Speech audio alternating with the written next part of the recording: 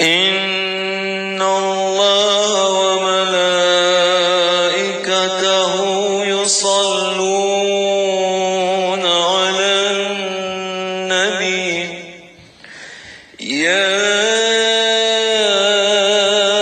أيها الذين آمنوا صلوا عليه وسلموا تسليما اللهم صل وسلم وبارك عليه وعلى آله اللهم صل على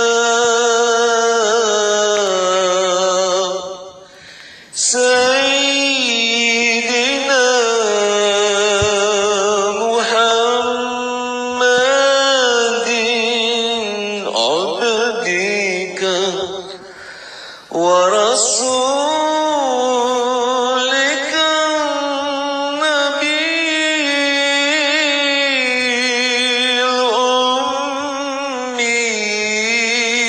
الأمي وعلى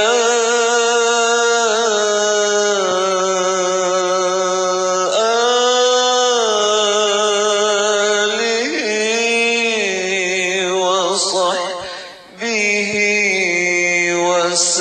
وسلم اللهم صل على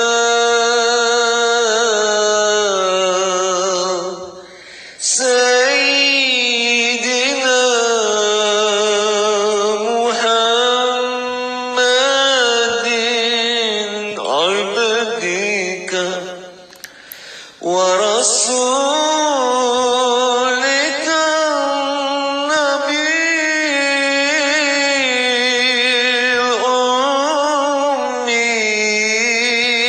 الأمي وعلى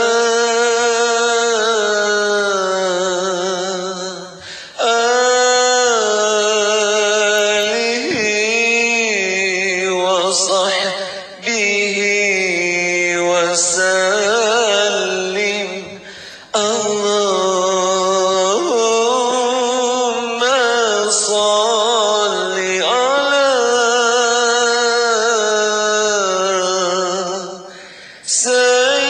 سيدنا محمد عبدك ورسولك النبي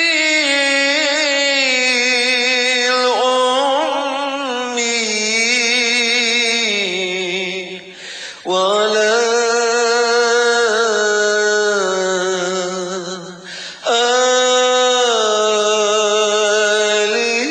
آله وصحبه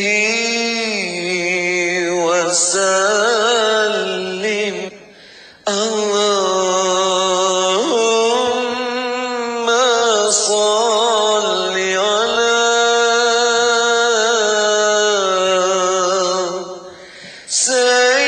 سيدنا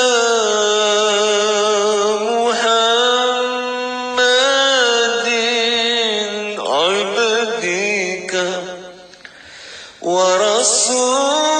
ورسولك النبي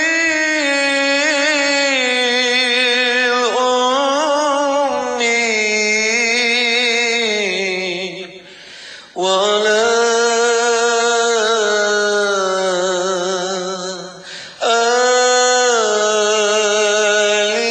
آله وصحبه وسلم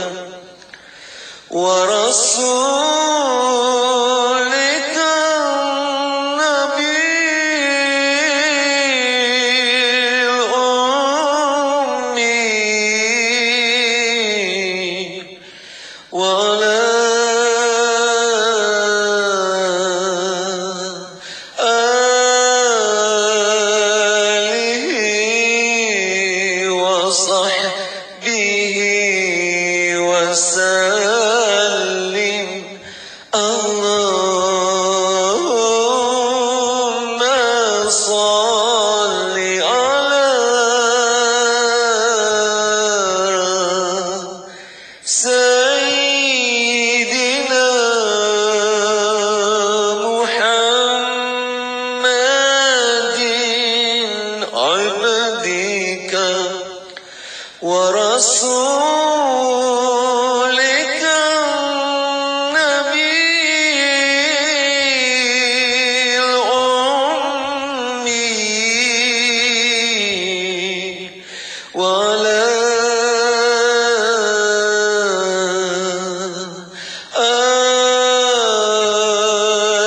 آله وصحبه وسلم. اللهم صل وسلم على سيدنا محمد وعلى آله وصحبه وسلم. السلام عليك يا رسول الله، السلام عليك يا نبي الله، السلام عليك يا حبيب الله، السلام عليك يا سيد المرسلين، السلام عليك يا إمام المتقين، السلام عليك يا خاتم النبيين، السلام عليك يا شافع، السلام عليك يا مشفع، السلام عليك يا نبي الرحمة، السلام عليك يا نبي التوبة، السلام عليك يا أبا الزهراء، السلام عليك يا أبا القاسم، السلام عليك يا مزمل، السلام عليك يا مدثر، السلام عليك يا طه، السلام عليك يا ياسين، السلام عليك ورحمة الله وبركاته. أشهد أن لا إله إلا الله وأشهد أنك سيدنا محمدا عبده ورسوله قد بلغت الرسالة وأديت الأمانة ونصحت الأمة وجاهدت في سبيل ربك حق جهادي. السلام عليك وعلى آلك الطاهرين، السلام عليك وعلى أصحابك أجمعين، السلام عليك ورحمة الله وبركاته. الفاتحة. أعوذ بالله من الشيطان الرجيم. بسم الله الرحمن الرحيم. الحمد لله رب العالمين الرحمن الرحيم مالك يوم الدين. إياك نعبد وإياك نستعين صراط المستقيم صراط الذين أنعمت عليهم غير المغضوب عليهم ولا الضالين. آمين آمين آمين آمين يا رب العالمين. اللهم صل وسلم وبارك على سيدنا محمد وعلى آله وصحبه وسلم. اللهم ألهمنا مراشد أمورنا وأعذنا من شرور أنفسنا ومن سيئات أعمالنا. اللهم يسر أمورنا كلها وأجرنا من خزي الدنيا وعذاب الآخرة.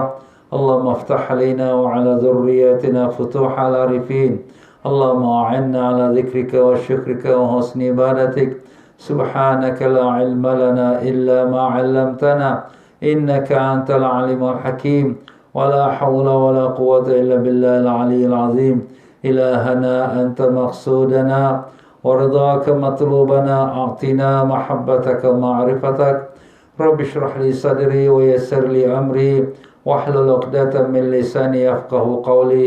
وصلى الله على سيدنا محمد وعلى آله وصحبه وسلم. Walhamdulillah Rabbil Alamin. Muslimin dan muslimat rahimakumullah.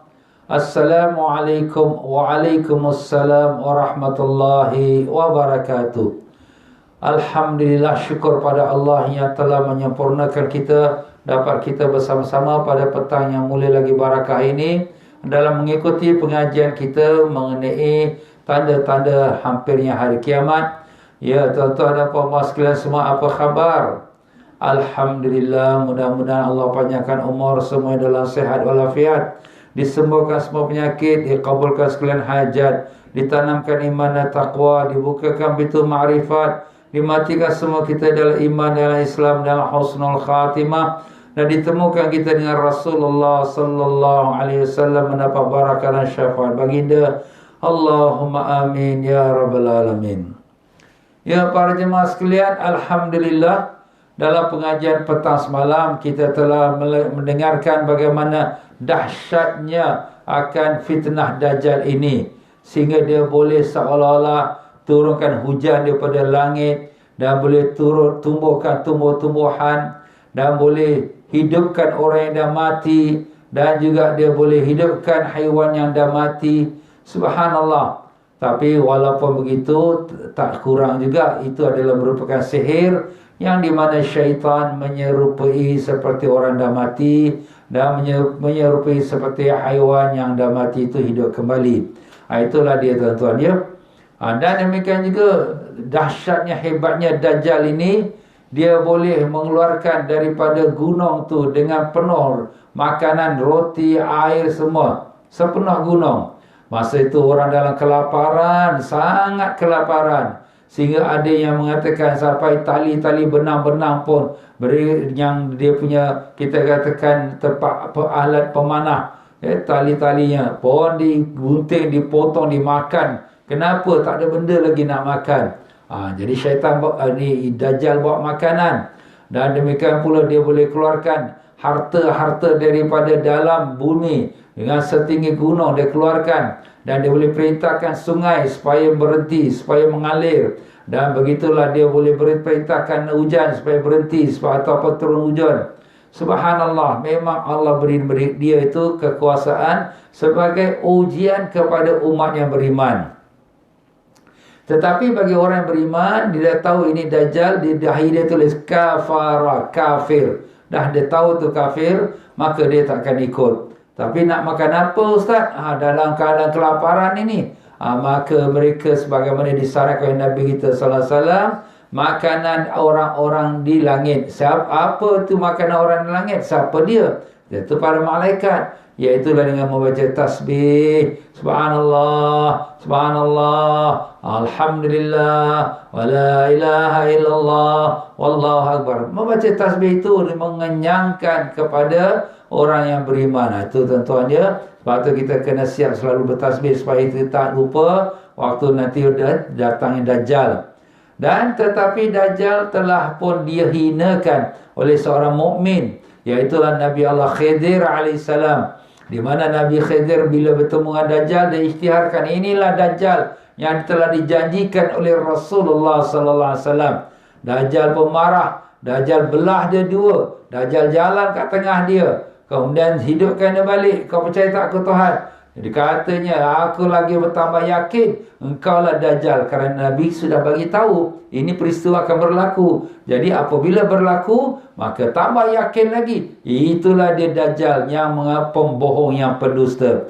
Dan kemudian itu Dajjal tak boleh bunuh siapa-siapa lagi. Dan orang ini pun Dajjal bila nak bunuh pun dah tak boleh lagi, dan dicampakkan saja ke dalam neraka dia. Tapi itulah syurga Allah Ta'ala. Siapa yang masuk neraka Dajjal, susah, tak mau terima Dajjal sebagai Tuhan, dia mati masuk syurga Allah. Dalam riwayat mengatakan, orang yang mati beriman dalam zaman Dajjal terus masuk syurga. Tak ada lagi soal jawab, sebab dia punya iman sudah dites, sudah diuji. Tapi siapa yang nak senang-senang ikut Dajjal, Tuhanku Dajjal, maka dia senang-senang dalam dunia, syurga lah syurga Dajjal, masuklah di neraka Allah. Na'udzubillah min zalik.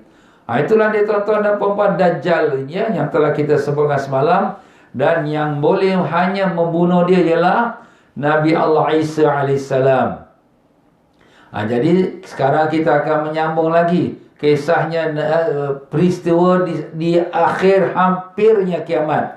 Jadi kita awal-awal kita dah cerita, kita kata tanda-tanda kecil, iaitu hampir kiamat. Sekarang kita sedang menceritakan tanda-tanda besar. Tanda-tanda besar ni maknanya sangat dekat sekali. Dajjal dia akan duduk kat muka bumi ni selama 40 hari. Hari pertama seumpama 1 tahun. Hari kedua seumpama satu bulan. Hari ketiga seumpama 1 minggu. Dan seterusnya 37 hari seperti hari-hari biasa. Habis Ustaz, kalau kena bulan Ramadan macam mana? Kalau kena bulan Ramadan, kita mentakdirkan mengikut waktu kita buka dan waktu kita katakan menahan mula berpuasa. Seperti semayang. Walaupun kita kata 1 tahun itu, ya 1 hari itu seperti 1 tahun, tapi Nabi dah sebutkan salat itu ditakdirkan dia. Oh, ini dah masuk waktu zuhur ni kalau ikut biasa. Ini dah masuk waktu subuh ni. Jadi ikut timing yang ada pada tangan kita. Dan begitu juga lah puasa. Kalau kenalah pada bulan puasa, bulan Ramadan kita puasa, kita nak puasa sunat umpamanya, maka kita takdirkan ini waktu ni, sekarang ni waktu subuh, tak boleh makan minum. Ini waktu ni waktu maghrib. Sekarang kita boleh buka puasa. Begitulah dia tuan-tuan dan puan-puan rahimakumullah. Nah, sebenarnya daripada kisah Dajjal ini juga dia bersangkut paut dengan kisahnya Nabi Isa AS dan Imam Mahdi. Antara Nabi Isa dengan Imam Mahdi, yang akan pertama sekali keluar ialah Imam Mahdi. Jadi Imam Mahdi ini diriwayatkan bahawa sebagaimana yang kita telah sebutkan, dia adalah merupakan daripada keturunan Nabi kita Rasulullah sallallahu alaihi wasallam, Ahlul Bait. Dan dia adalah orang yang akan berhukum dengan keadilan setelah dunia dipenuhi dengan kezaliman. Dan begitulah dia tuan-tuan dan puan-puan, namanya imam, makna dia menjadi ketua, khalifah. Dan begitulah yang akan kita sebutkan sekarang ini. Jadi sudah diketahui oleh dunia Islam bahawa akan lahirlah nanti di akhir zaman sebelum kiamat, sebagai salah satu tanda-tanda besar hampir sangat kiamat, ialah dengan zahirnya Imam Mahdi. Jadi Imam Mahdi dia akan zahir dahulu sebelum Nabi Isa AS. Sebagaimana dalam riwayat mengatakan bahawa ada juga setengah-setengah ulama yang menolak adanya Imam Mahdi, dengan berpegang pada hadis yang dhaif yang Nabi mengatakan la Mahdi illa Isa, tidak ada Mahdi melainkan Nabi Isa AS. Tapi itu hadis yang dhaif. Manakala hadis yang meriwayatkan tentang Imam Mahdi ini, banyak sekali ulama-ulama hadis, antaranya Imam Abu Daud, Imam Tirmizi, Imam Ibn Majah, Imam Bazzar, Imam Hakim, Tabarani, Abu Ya'la wal-Musili, dan daripada sahabat-sahabat yang ramai, daripada Sayyidina Ali, Sayyidina Ibn Abbas, Sayyidina Ibn Umar, Sayyidina Ibn Mas'ud, Ummu Salamah, Thauban dan selain mereka. Dan hadis-hadisnya itu di antara hadis yang sahih, hasan, ada juga dhaif. Jadi ada hadis sahih, hadis hasan, jadi kita tak boleh nak menolaknya. Begitulah dia alim-alim ulama kita telah menjaga agama kita ini dengan meriwayatkan hadis-hadis itu dengan status-status yang darjatnya yang kuat. Semoga Allah merahmati semua mereka ulama-ulama kita dan meridai sekalian para sahabat-sahabatnya tersebut radhiyallahu anhum ajma'in.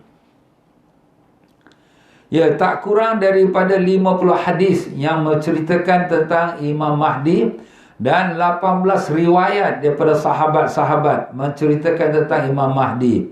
Jadi hampirlah kita mengatakan dia sudah sampai darjat mutawatir.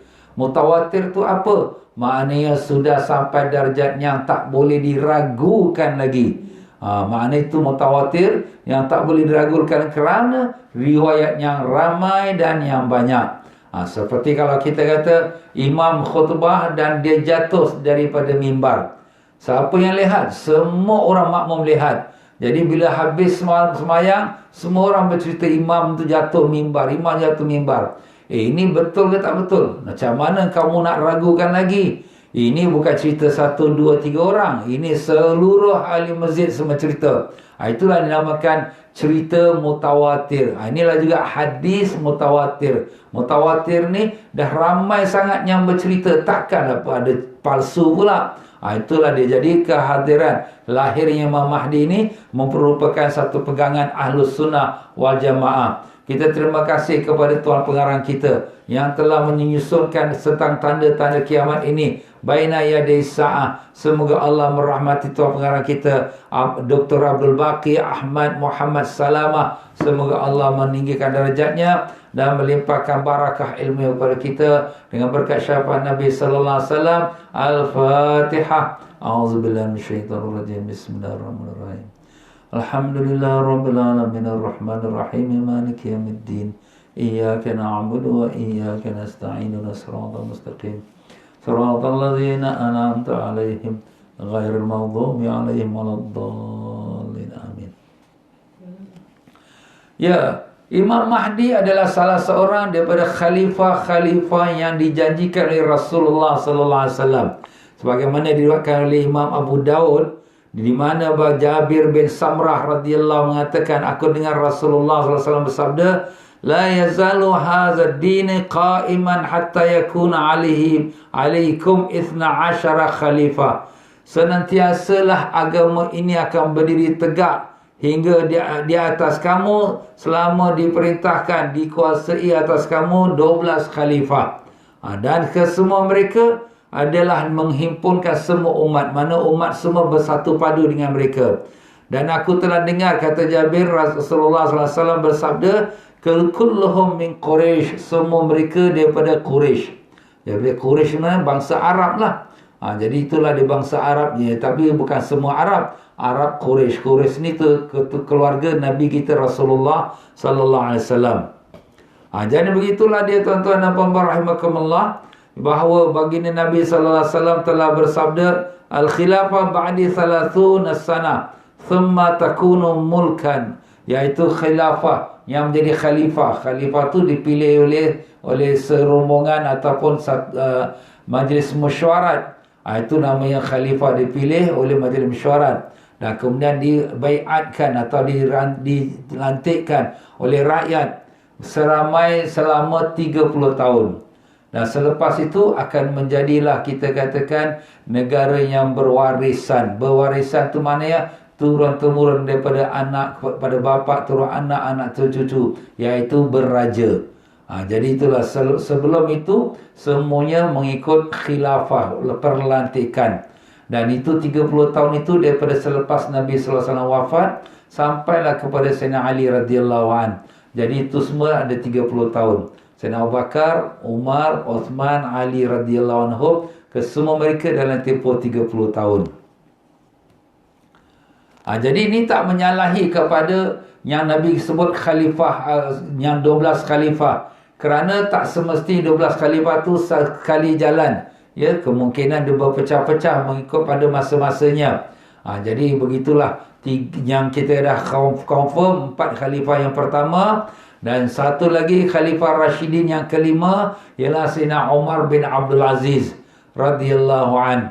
Walaupun beliau tu datang kemudian tahun yang ke-100, tetapi sifat dan juga akhlak dan warak dan takwanya sama macam khalifah-khalifah yang 4 yang awal. Jadi itulah Sayyidina Umar bin Abdul Aziz, ya, radhiyallahu anhu. Maka dengan itu bergembiralah umat Nabi Sayyidina Muhammad sallallahu alaihi wasallam dengan akan lahirnya 12 khalifah yang salih, yang baik, yang adil, yang berdiri dengan kebenaran. Tetapi tak semestinya mereka itu berdiri setersusun seperti yang kita sebutkan. Walaupun yang tersusun yang awal tu 4 orang, dan kemudian diikuti dengan Sayyidina Umar bin Abdul Aziz, walaupun datang lewat sedikit. Tetapi kesemua mereka daripada kaum Quraisy, ya, kaum yang keluar pada keluarga baginda Nabi kita Rasulullah sallallahu alaihi wasallam. Dan tak mustahil lagi yang terakhir daripada yang 12 itu ialah Imam Mahdi. Sebab Nabi sallallahu alaihi wasallam dah sebutkan Imam Mahdi ini ialah seorang yang akan lahir nanti selepas padaku. Itulah hadis-hadis yang mutawatir yang telah pun disebutkan oleh para ulama-ulama hadis.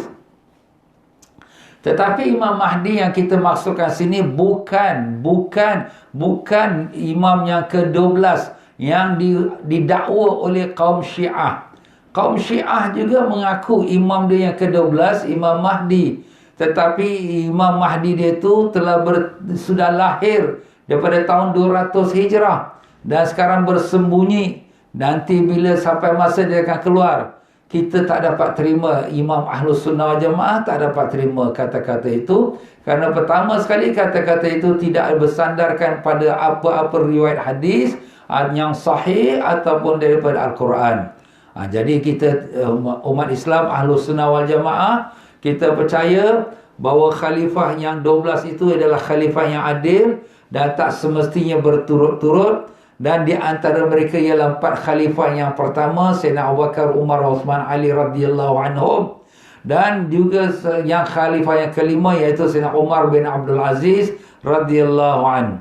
Dan di antaranya lagi, dia di antara yang 12 khalifah itu ialah Al-Imam Mahdi yang dinantikan. Dan itu bukan Mahdi yang dimaksudkan oleh golongan Syiah. Dan tidak akan bangkit kiamat sehinggalah sempurna 12 imam ini lahir ke dunia. Dan terakhirnya ialah Imam Mahdi. Dan kesemua mereka adalah daripada golongan Quraisy, bangsa Quraisy. Dan tak semestinya bangsa Quraisy itu daripada Bani Hashim. Ya, Bani Hashim ialah keluarga Nabi, tapi Quraisy ialah keluarga besar Nabi kita Rasulullah SAW. Kemudian berkisar pula daripada keturunan mana? Apakah daripada keturunan Sayyidina Hasan atau Sayyidina Husin? Seperti mana yang kita tahu bahawa anak cucu Nabi SAW semuanya lahir daripada dua cucu Nabi yang mulia. Jadi Sayyidina Hasan abang dan Sayyidina Husin adik. Jadi ini Imam Mahdi ni daripada mana? Jadi ada riwayat mengatakan daripada Sayyidina Hasan, ada riwayat mengatakan daripada Sayyidina Husin. Maka yang lebih kuat lagi ialah dia daripada bahagian bapa ialah daripada keturunan Sayyidina Hasan. Daripada sebelah ibu dia daripada keturunan Sayyidina Husin radhiyallahu anhuma ajma'in.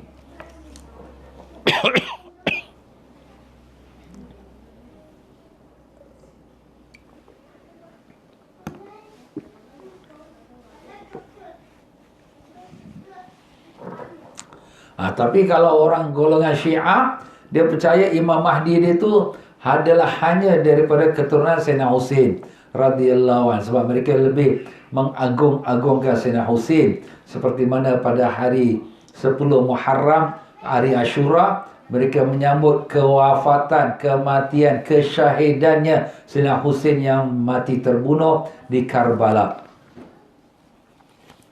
Ya, ada pun mengenai riwayat tentang lahirnya atau zahirnya Imam Mahdi daripada Abdullah bin Mas'ud radhiyallahu anhu. Qala Rasulullah SAW telah bersabda, kalaulah tidak dunia ini tinggal melainkan hanya satu hari, kalaulah tidak dunia ini tinggal melainkan hanya satu hari, nescaya Allah akan panjangkan hari itu sampailah dibangkitkan seorang lelaki daripada umatku, daripada keluargaku, atau pada keluarga Nabi.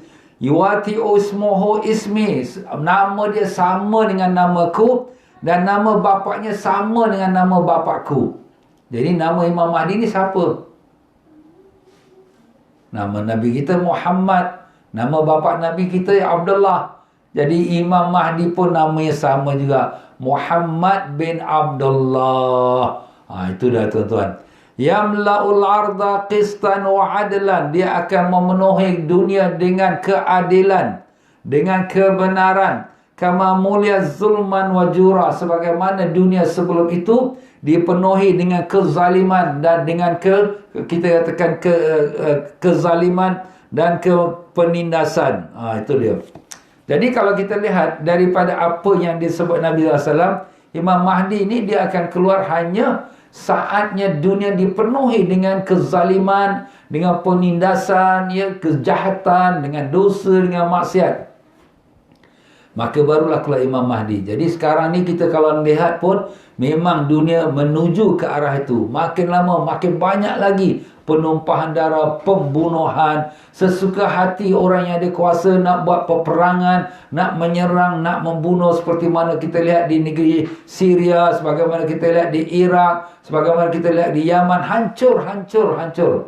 Dan begitu juga yang di mana negeri yang tak ada perang tetapi rakyat yang Muslim, asal nama Muslim, terus ditindas, dizalimi, dipenjarakan, dikurung, diseksa.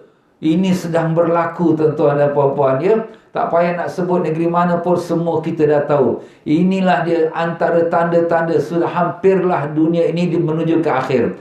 Tanda-tanda kecil kita dah nampak, bangunan besar-besar daripada orang yang asalnya Badui Arab yang tidak tahu, tak ada pakai kasut, hanya kaki ayam, tapi Allah berikan mereka minyak sampai mereka jadi orang bilioner, membangun bangunan tinggi. Dan kita sudah lihat bagaimana minuman Arab berleluasa, bagaimana perzinahan berleluasa. Ada pula boleh iklan pula, siapa nak ngaku, astagfirullah. Begitulah kebebasan ini semua dah nampak. Dan akan datang pula kezaliman. Kezaliman memang dah ada dah. Zalimnya manusia, membunuh orang, membom negeri orang, dan macam-macam lagi. Dan dia akan meningkat. Sampai kita kata dah tip-top, habislah. Kezaliman dah habis ke yang sempurna. Barulah keluar Imam Mahdi. Dan Imam Mahdi pada masa dia keluar itu, dia akan memerangi semua tempat-tempat orang-orang yang zalim itu. Dan dia akan berkuasa. Dia akan memenuhi dunia dengan keadilan, dengan kebenaran. Dunia, bukan kata satu negeri, tidak. Seluruh dunia. Dari timur sampai ke barat. Habis macam mana orang-orang yang tidak beriman semua, yang ada memiliki senjata-senjata nuklear semua? Allahu alam. Kemungkinan dan tak mustahil. Ada juga yang ditafsirkan ulama, pada masa itu semua alat-alat canggih semua sudah tak boleh berfungsi lagi. Radar tak boleh fungsi. Semua alat-alat yang canggih, sophisticated, semua dah tak boleh berfungsi lagi. Maka begitulah takdir Allah menguasai segala-galanya. Jadi Imam Mahdi akan memerangi orang-orang yang tak beriman itu, dan terlebih-lebih khusus lagi kepada kaum Yahudi yang menindas umat Islam. Maka Imam Mahdi akan menyerang mereka, dan mereka akan lari di belakang batu, belakang pokok. Dan batu dan pokok akan kata, "Ya Abdullah, belakang aku ada Yahudi, mari datang bunuh dia." Subhanallah. Semua bercakap, Ustaz, boleh ke batu bercakap? Boleh ke pokok bercakap? Hadis ini dibacakan pada 1400 tahun dahulu. Orang-orang sahabat-sahabat bila dengar agaknya macam pelik juga. Tapi sekarang kita dah tak pelik. Kenapa? Kerana orang sekarang pegang besi saja, pegang plastik saja, dia berketawa. Apa dia yang ketawa? Dia cakap lah. Dia cakap apa ni? Nampak? Handphone. Nampak tuan-tuan? Jadi sekarang ini kita dah tak pelik lah. Batu pun boleh bercakap, pokok pun boleh cakap, ya. Semua bercakap, melainkan satu pokok yang tak bercakap seperti yang kita dah sebutkan. Pokok yang bernama Al-Gharqad. Gharqad, iaitu pokok yang dinamakan pokok Yahudi. Dan pokok itu tak bercakap. Itu Nabi dah sebut dah. Dan sebab itulah sekarang ni Yahudi ditanam banyak pokok Gharqad di tepi-tepi tebingnya sungai Jordan yang memisahkan antara Jordan dengan Israel. Dan begitulah dia tuan-tuan, ya. Sebab tu dia pun percaya juga hadis Nabi. Dia tahu Nabi kita SAW tu betul. Cuma hasad dengki mereka tak mau tunduk ego mereka tu, mengaku Nabi kita tu sebagai seorang Nabi dan Rasul. Jadi begitulah Rasulullah SAW telah sebutkan Imam Mahdi akan memenuhi dunia dengan keadilan. Dan begitulah Imam Mahdi AS ataupun Imam Mahdi radhiyallahu Nabi SAW mengatakan, Al-Mahdi minni, Mahdi itu daripada keturunan aku, ajla jabha, wajah dia tu bercahaya seperti bulan, Masya Allah, cahaya. Orangnya tu orang yang beriman. Dan hidungnya tu tercacak, Masya Allah, handsome dia. Hidung dia tu tinggi, tercacak, Masya Allah. Dan dia akan memenuhi dunia dengan keadilan setelah dunia dipenuhi dengan kezaliman. Dan dia akan memerintah dunia ini selama 7 tahun. 7 tahun dia akan perintah. Imam Mahdi akan duduk di dunia ini 7 tahun. Jadi dia akan memerangi dunia ini semua, ya, dan semua akan tunduk pada dia. Kemudian akan barulah keluarnya Dajjal. Itu yang kita dah sebutkan, ya, semalam dan sebelumnya. Dajjal akan keluar pada Khurasan di Asia Tengah sana, ya. Daripada Khurasan dia akan bawa bala tentera sampai Asfahan, iaitu di Iran sekarang ni. Dan 70,000 Yahudi Iran dan juga Asfahan dia mengikutnya kepada Dajjal. Dan sampailah mereka nak memasuki Baitul Maqdis. Tetapi sebelum tu Dajjal sudah menjelajahi satu dunia dah. Dalam tempoh 40 hari yang kita sebut tadi, Dajjal sudah menjelajahi satu dunia. Semua tempat dia boleh masuk, melainkan tak boleh masuk Mekah dan Madinah sahaja, tak boleh masuk. Sebab ada malaikat yang menjaga Mekah Madinah. Bila Dajjal datang, malaikat tahan, tak boleh masuk. Dia pun tahu juga ini malaikat Allah. Dia pun tak berani nak lawan. Dan dia pun pergilah menuju ke Baitul Maqdis. Jadi masa itu sudah Imam Mahdi sudah memerintah. Jadi apabila Imam Mahdi sudah memerintah dunia dalam amal, semua dalam pegangan Imam Mahdi. Cuma bila datang Dajjal, ia merupakan sebagai satu cabaran kepada Imam Mahdi. Tapi Imam Mahdi tak dapat melawan dia. Kenapa? Sebab bukan dia lah orang yang melawan Dajjal. Yang melawan Dajjal ialah Nabi Isa AS, yang akan kita sebutkan sebentar lagi, ya. Jadi begitulah diriwayatkan bahawa Rasulullah SAW telah menyebutkan bahawa Imam Mahdi adalah dia akan duduk dan keluar selama, ada yang riwayat kata 5 tahun, ada kata 7 tahun, 9 tahun, tapi yang masyhur ialah selama 7 tahun. Dan dalam tempoh masa itu umat dalam keadaan aman dan senang sekali. Di mana orang-orang yang datang jumpa pada Imam Mahdi minta pada Imam Mahdi harta. A'tini, bagi aku. Imam Mahdi bagi. Sampaikan baju dia penuh dengan harta, nak angkat pun tak boleh. Nampak? Oh, masa tu umat Islam mewah. Sebab apa? Belum lagi dia didatangi oleh Dajjal. Mewah sesenang-senangnya. Dalam tempoh 7 tahun yang diperintah oleh Imam Mahdi. Tapi di penghujung 7 tahun itu, maka 3 tahun dalam kemarau yang kita dah sebut semalam. Tahun pertama 1/3 air hujan ditahan dan 1/3 tumbuhan tak boleh tumbuh. Dan tahun yang kedua 2/3 hujan tak turun, 2/3 tumbuhan tak tumbuh. Tahun yang ketiga semua tak tumbuh, tak turun hujan pun. Itulah dia manusia dalam kelaparan, kebuluran. Baru datang Dajjal. Jadi masa tu memang susahlah. Kalau nak jaga iman pun silap-silap pun boleh terbalik iman. Na'udzubillah. Sebab tu Nabi SAW pesan kita membaca surah Al-Kahfi. Surah Al-Kahfi itu iaitu 10 ayat yang pertama atau 10 ayat terakhir. Jadi surah Al-Kahfi itu siapa yang baca 10 ayat pertama atau 10 ayat terakhir, maka dia akan terselamat daripada fitnah Dajjal. Sekarang ni pun dah ada gazet dia seperti mana kita dah sebut. Jadi mudah-mudahan kita bacalah, amalkan. Bukan nak tunggu Dajjal keluar. Tunggu Dajjal keluar dah tergamam, nak baca pun tak boleh dah. Terus terikut saja. Jadi kalau kita amalkan sekarang 10 ayat pertama surah Al-Kahfi, ada hadis sebut 10 ayat terakhir. Jadi boleh pilih salah satu. Pagi sekali baca, petang sekali baca. Ataupun nak baca dua-dua, 10 ayat pertama, 10 ayat terakhir pagi, 10 ayat pertama, 10 ayat terakhir petang. Petang tu makna lepas asar, maghrib sampai lepas isyak, ya. Amalkan, semoga-moga kita terselamat daripada fitnah Dajjal. Amin ya rabbal alamin.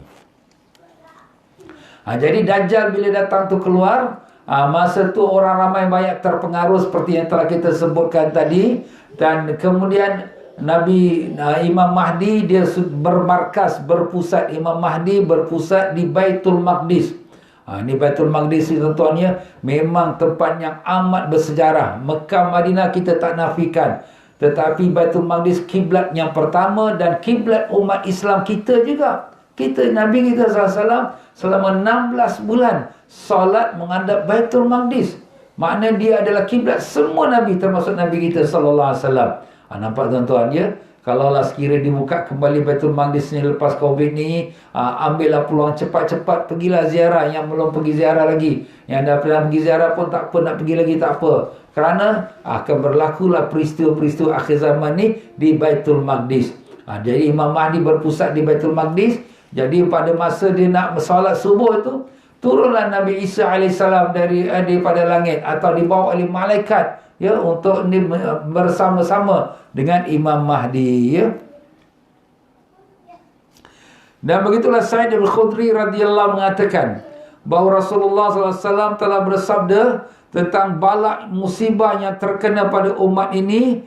Tidak ada jalan bagi seseorang nak cari kelepasan daripada kezaliman yang berlaku, sehinggalah Allah Ta'ala melahirkan seorang lelaki daripada keluarga aku, yang dimana dia akan memenuhi dunia dengan keadilan seperti mana dunia sebelumnya diisi dengan penuh dengan kezaliman. Dan semua penduduk langit dan bumi akan merasa reda dengan lelaki tersebut, iaitulah Imam Mahdi lah tu. Dan tidak ada langit yang tidak turunkan hujan, melainkan akan turun dengan lebatnya. Mana langit-langit yang dulunya pada masa-masa Dajjal tu ataupun sebelum Dajjal tu dalam keadaan kekeringan, tak turun hujan, maka turun hujan lebat. Dan tidak ada bumi yang mana yang tak keluar tumbuhan, maka keluarlah tumbuhan-tumbuhan. Maka hiduplah manusia semua dengan kesenangan. Dan pada masa itu mereka hidup ataupun mereka duduk Imam Mahdi selama 7 tahun. Dan begitulah harta melimpah ruah, sampaikan nak beri sedekah pun tak ada orang nak terima. Semua dah cukup, Masya Allah. Itulah tuan-tuan ya. Itulah kenaikan Islam yang ketiga. Saya dah sebutkan dalam pelajaran dahulu, Islam ni 3 kali dia bangkit. Pertama waktu Nabi SAW, itu Islam bangkit. Kemudian jatuh pada zaman Crusaders. Kemudian keduanya Islam bangkit lagi pada zaman Salahuddin Ayyubi. Kemudian lepas tu jatuh lagi. Bila jatuh? Sekarang lah ni. Tengah jatuh kita ni dalam kehinaan. Dan Islam akan bangkit kali yang ketiga. Kali ketiga tu bangkit tu bila? Iaitu dengan Imam Mahdi. Jadi dunia sudah dipenuhi dengan kezaliman, dengan dosa, dengan segala-gala perkara yang maksiat. Maka Imam Mahdi akan bangkit dan dia akan mengembalikan keadilan dan kebenaran. Dan dengan tu duduklah makmur dunia ni. 7 tahun makmur. Kemudian lepas 7 tahun makmur, maka berlakulah peristiwa Dajjal, dan kemudian turun Nabi Isa, dan kemudian lepas tu kiamat. Itulah dia kebangkitan ataupun kejatuhan yang ketiga, iaitu kiamat. Itu tuan-tuan ya. Allahu Akbar. Allahumma ya Allah, selamatkanlah kami semua daripada fitnah akhir zaman dan anak cucu kami semua ya Allah. Tetapkanlah iman kami, kekalkan iman kami atas iman Islam. Amin ya rabbal alamin.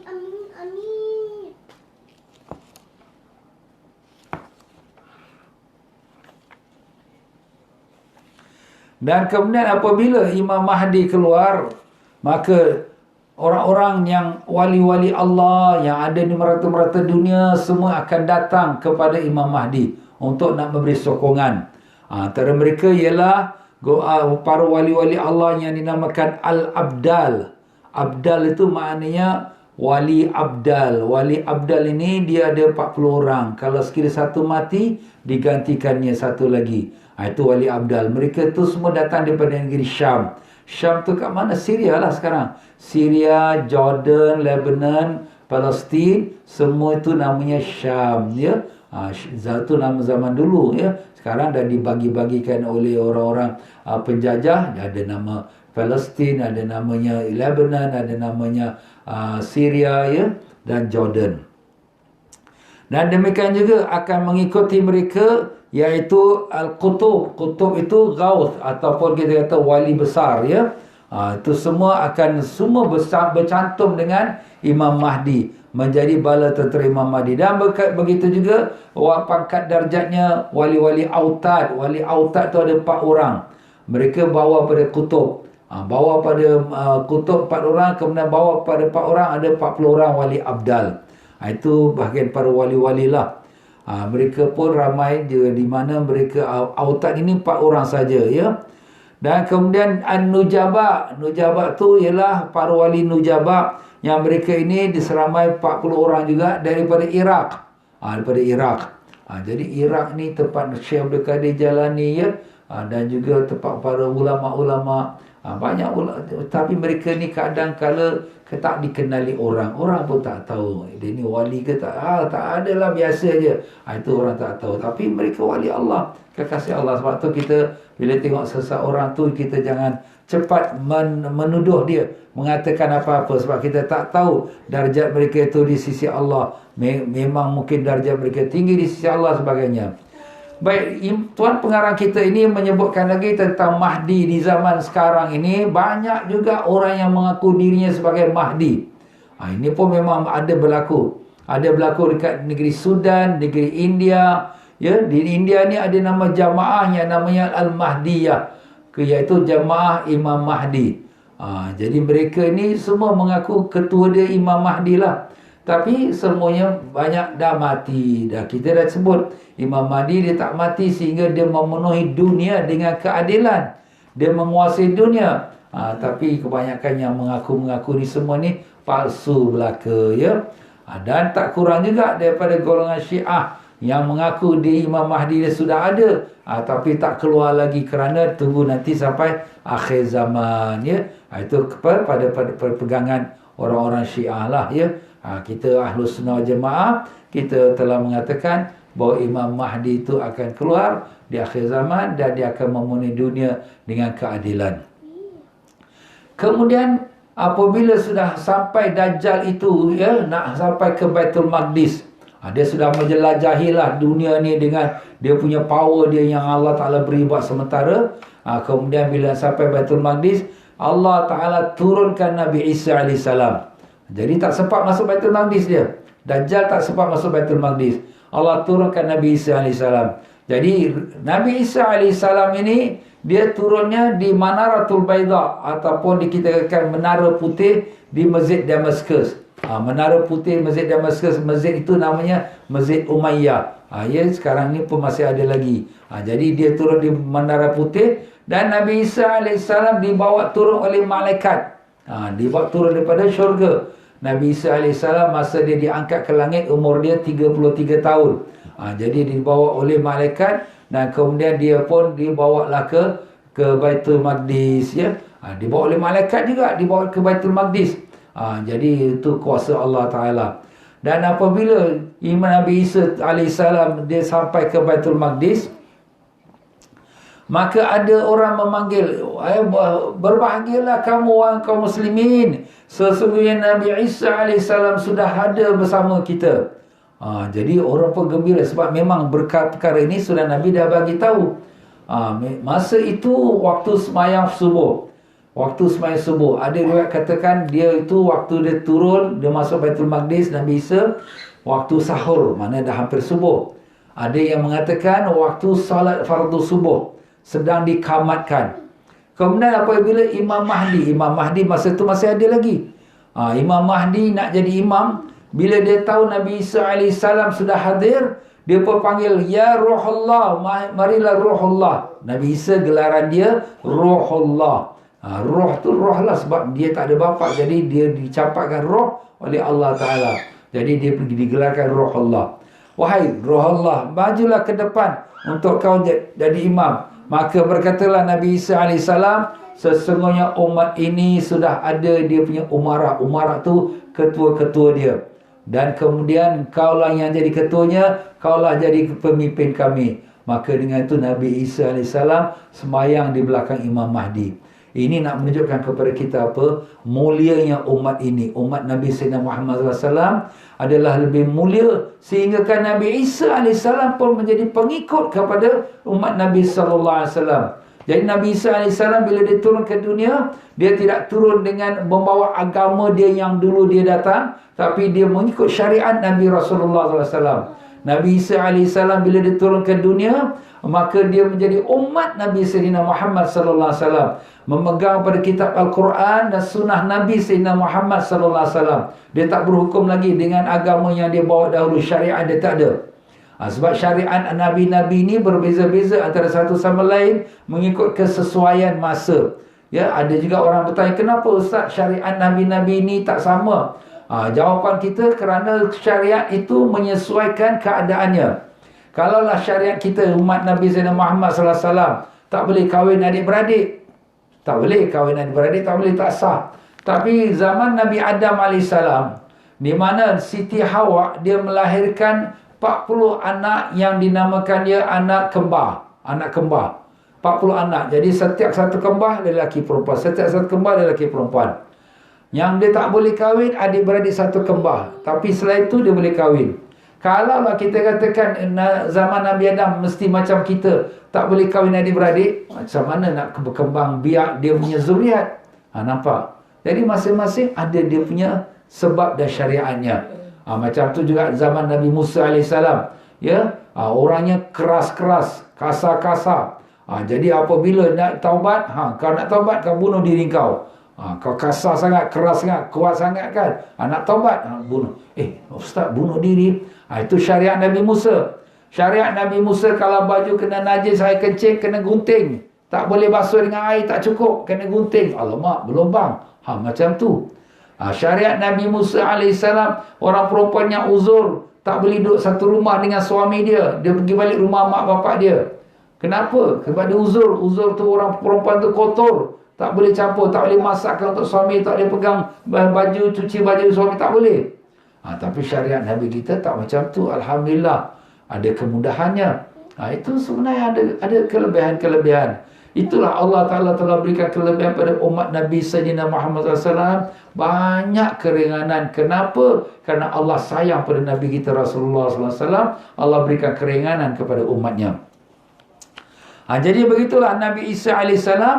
apabila dia turun, maka dia akan memerintah dengan syariat Nabi Sayyidina Muhammad sallallahu alaihi wasallam, dan dia akan mematahkan sekalian salib-salib. Dia akan patahkan semua salib-salib, semua cross-cross semua dia akan patahkan. Kenapa? Sebab ini tak betul. Sebab yang betulnya bukan Nabi Isa mati, Nabi Isa tak mati. Yang dipangkan, yang di-cross itu bukannya Nabi Isa, tapi Judas, Yahudi yang menyamar sebagai murid Nabi Isa, yang khianat kepada Nabi Isa AS, yang membawa bala tentera Rom untuk tangkap Nabi Isa, tapi Allah tukarkan muka dia jadi muka Nabi Isa. Nabi Isa tukar pula muka dia jadi muka Nabi Judas. Jadi yang dipangkar, yang disalib itu bukan Nabi Isa, tapi itulah Judas, Yahudi yang pendusta, Yahudi yang menyamar, yang mengkhianati Nabi Isa AS. Nampak tuan-tuan? Nabi Isa tak mati, dan sebab tu dia boleh turun lagi di akhir zaman. Jadi dia patahkan semua cross-cross. Jadi tak ada lagi cross-cross. Dan demikian juga Nabi Isa AS, dia akan keluar dan dia akan membunuh Dajjal. Dan dia akan sembelih semua khinzir, semua binatang-binatang yang najis ni, yang menjadi makanan manusia, dia sembelih, dibuang semua. Jadi tak ada lagi khinzir lagi. Khinzir tu babi lah tu, ya. Begitulah dia tuan-tuan dan puan-puan, apabila turunnya Nabi Allah Isa AS. Dan begitulah Allah Ta'ala telah firmankan, a'udzubillahi minasyaitanir rajim, wa in min ahlil kitabi illa la yu'minanna bi qabla mautih wa yawmal qiyamati yakunu alaihim syahida. Daripada ayat ke-61 daripada surah Az-Zukhruf, iaitu Allah berfirman, dan tidaklah daripada seseorang ahlul kitab melainkan semuanya akan beriman dengan Nabi Isa sebelum wafatnya Nabi Isa AS. Dan pada hari kiamat, Nabi Isa akan menjadi saksi atas mereka.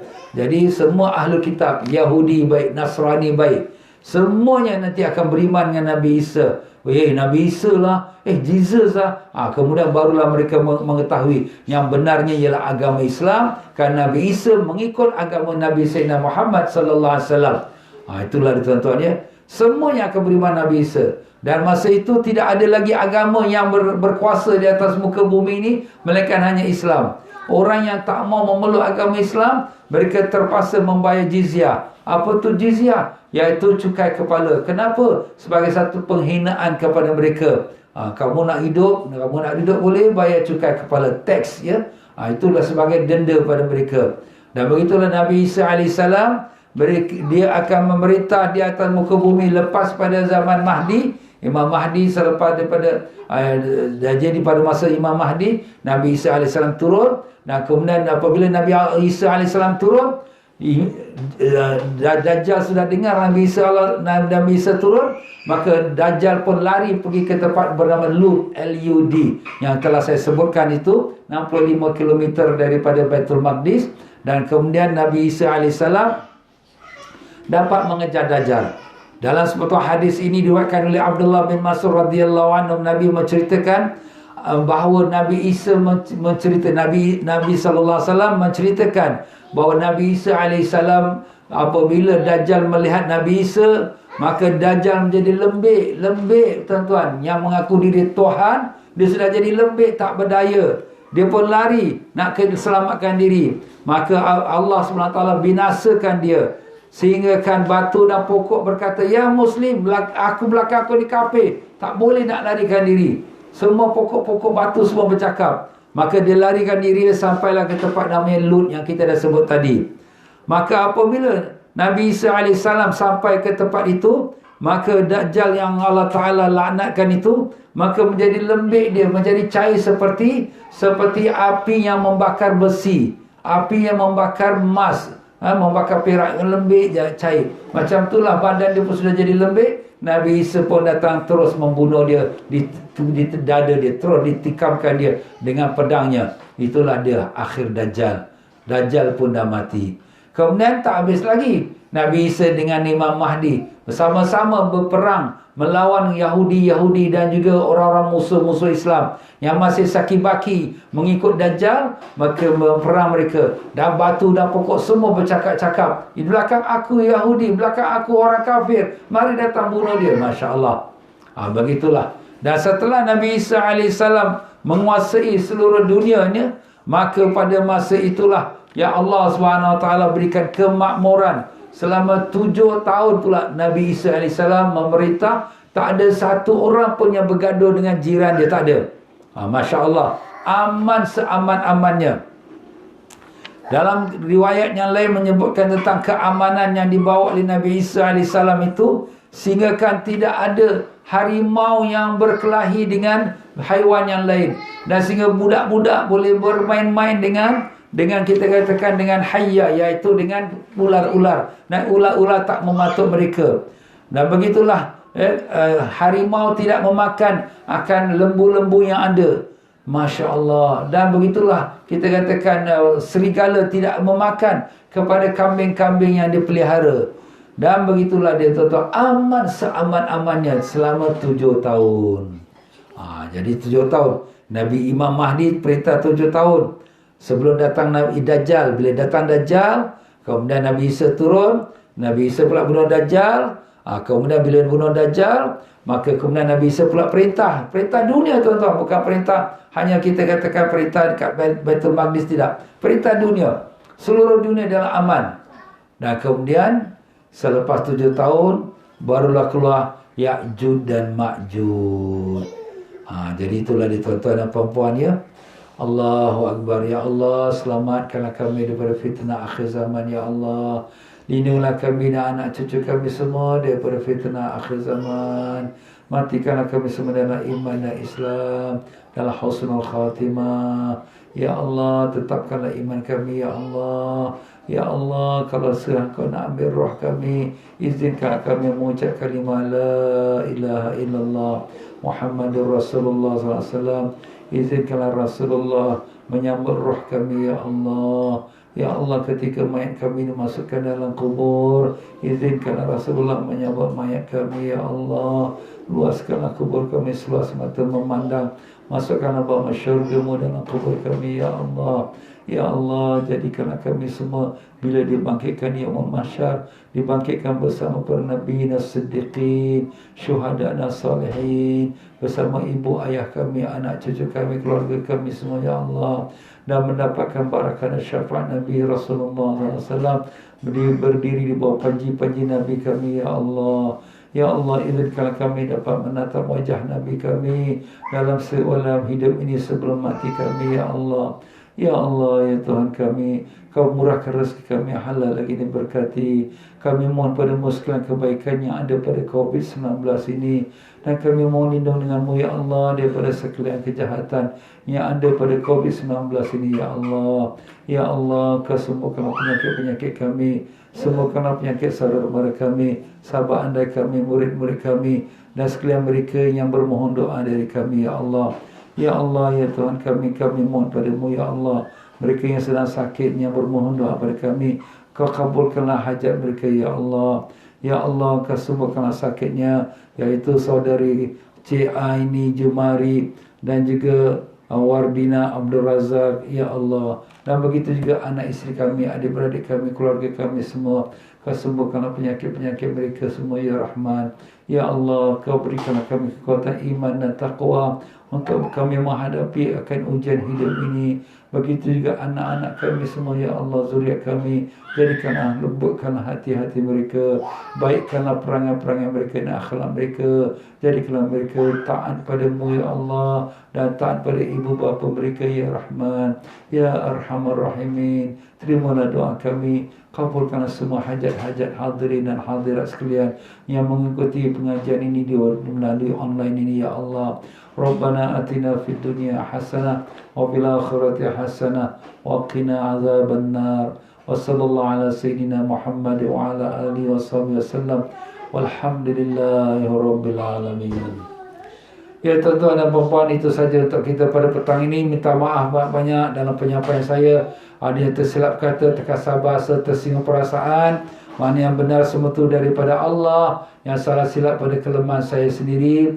Marilah sama-sama kita akhiri dengan kita sebelum itu, kalau siapa ada kelapangan malam ini lepas maghrib jam 7.45 ada kuliah saya di Masjid Sultan Singapura, iaitu kuliah Syama'il Muhammadiyah. membaca hadis-hadis mengenai sifat dan akhlak Nabi SAW. Dan nanti lepas Isyak jam 9 malam di Masjid Hasanah, pengajian kita Al-Hikam. Siapa yang termampu, sihat, silakanlah ya. Baiklah tuan-tuan, pada sama-sama kita baca Sayyidul Istighfar. Kepada mereka yang sudah order kitab fikir, sabarlah ya. InsyaAllah dalam minggu ini mudah-mudahan kitab tu sudah clearance daripada custom dan akan kita sampaikan. Bila kita nak sampaikan delivery, kita akan maklumkan lebih awal insyaAllah, dan mudah-mudahan dalam minggu ini dapat kita lakukan insyaAllah. Baik, kita baca istighfar. Astaghfirullahaladzim. Bismillahirrahmanirrahim.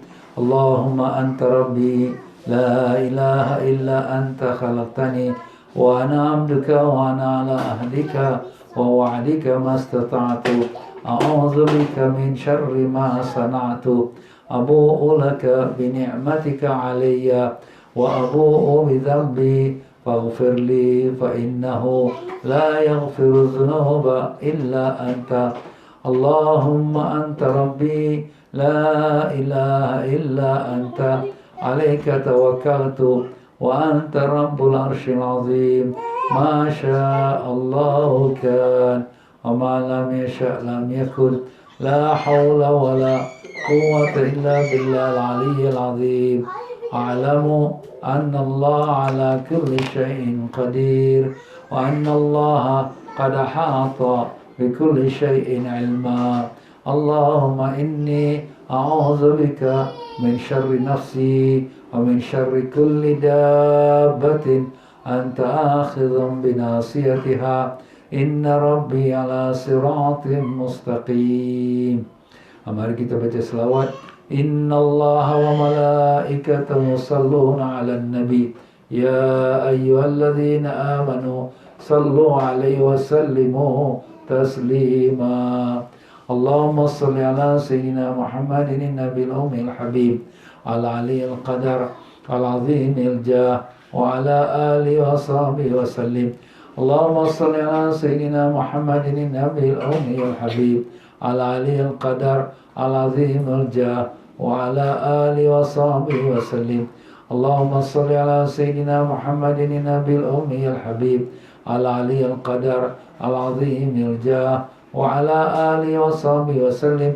Allahumma salli ala sayyidina Muhammadin nabiyil ummiyil habib ala aliyil qadar al-azimil jah wa ala alihi wa sahbihi wa sallim.